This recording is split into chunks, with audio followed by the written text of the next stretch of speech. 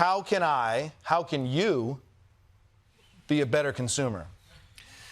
So, I can't take on a mining company, but how can I do this better? I mean, this is really scary shit you're talking about here. Yeah. So, so all those things we've been talking about, which is really what, most of the second half of the book is about.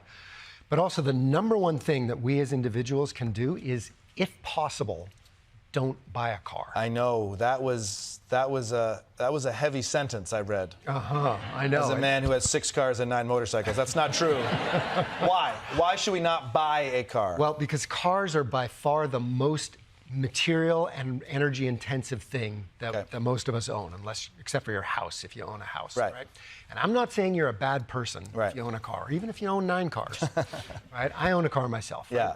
What I am saying is we need to get to a place, we need to reduce the number of cars that are out there. Because if we swap all 1 billion gas cars that are already out there for 1 billion electric vehicles, we're going to swap one set of problems for another. Right. Much better is we got to reduce the number of cars by giving people the freedom to choose whether or not to have a car.